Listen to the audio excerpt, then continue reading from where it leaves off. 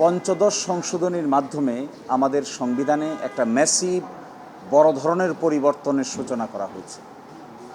এটিকে শুধুমাত্র একটা সংশোধনী বললে ভুল হবে, এটি মূলত সংবিধানকে পুনর্লিখনই করা হয়েছে। এবং আমরা বলেছি এই সংশোধনীর দুই ধরনের বিষয় আছে। এক ধরনের বিষয় আছে নীতিকথা, fundamental principle of state policy বলে যাকে, এবং রাষ্ট্রের মৌলিক নীতিসমূহ, রাষ্ট্র পরিচালনার মৌলিক নীতি কী হবে, প্রস্তাবনায় কি থাকবে, অনুচ্ছেদ ৮, ৯, ১০, ১১, ১২-তে কী থাকবে এবং ২৫-এর ২-এ কী থাকবে। এগুলো মূলত নীতি নির্ধারণী ব্যাপার।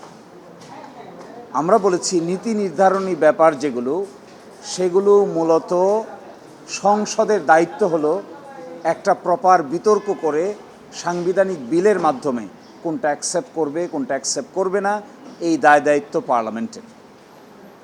আদালত সেখানে হস্তক্ষেপ করা উচিত নয়। আদালত যদি সেই অংশে হস্তক্ষেপ করেন তাহলে সংসদের যে দায়িত্ব আছে আইন প্রণয়নের ক্ষমতা, এটি খর্ব করা হয়। ইংরেজিতে এটিকে বলা হয় সেপারেশন অফ পাওয়ার থিওরি।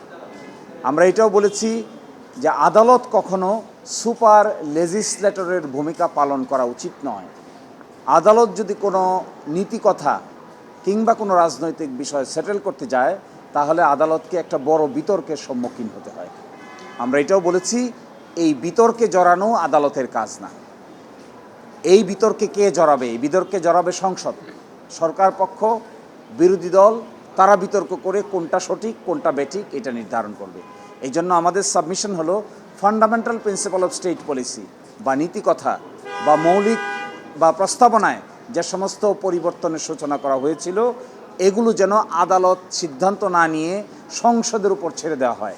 সংসদ সেগুলো বিতর্ক করে সিদ্ধান্ত গ্রহণ করবে জুলাই চার্টারের আলোকে। আর একটা অংশ আছে যেগুলো বেসিক স্ট্রাকচার ডক্ট্রিনের সঙ্গে বা সংবিধানের মূল নীতির সঙ্গে সাংঘর্ষিক। যেমন ধরুন তত্ত্বাবধায়ক সরকার বাদ করে দেওয়া হয়েছে। তত্ত্বাবধায়ক সরকার যদি না থাকে তাহলে ডেমোক্রেসি থাকে না। ডেমোক্রেসি না থাকলে সংবিধান, রাষ্ট্র, প্রতিযোগিতা সব কিছু ব্যাহত হয়। এই জন্য আমরা বলেছি যে সমস্ত বিষয় বেসিক স্ট্রাকচারের সঙ্গে সাংঘর্ষিক সেগুলোর ব্যাপারে উচ্চ আদালত যেন তার রায় প্রদান করেন। কিন্তু যেগুলো ব্যাপারে বেসিক স্ট্রাকচার ডক্ট্রিন নাই, বরং রাষ্ট্রের নীতিগত সিদ্ধান্তের ব্যাপার, সেগুলো যেন পার্লামেন্টের উপর ছেড়ে দেওয়া হয়। এই ক্ষেত্রে আমরা জুলাই চার্টার থেকে দেখিয়েছি সিরিয়াল নাম্বার 14 একটা রাজনৈতিক দল আছে, সিরিয়াল নাম্বার 21 বর্তমান সরকারি রাজনৈতিক দল, সিরিয়াল নম্বর 22 এবং 14 তারা বর্তমান বিরোধী দল।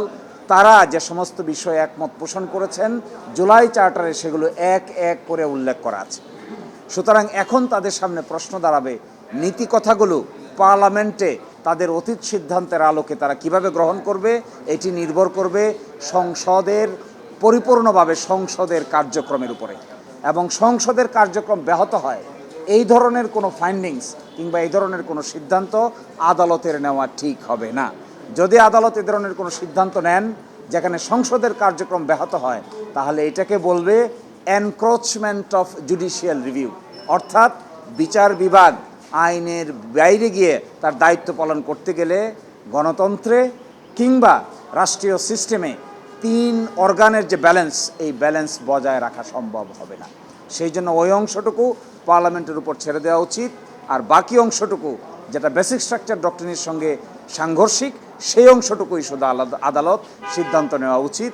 এই মর্মে আমরা আমাদের বক্তব্য উপস্থাপন করেছি।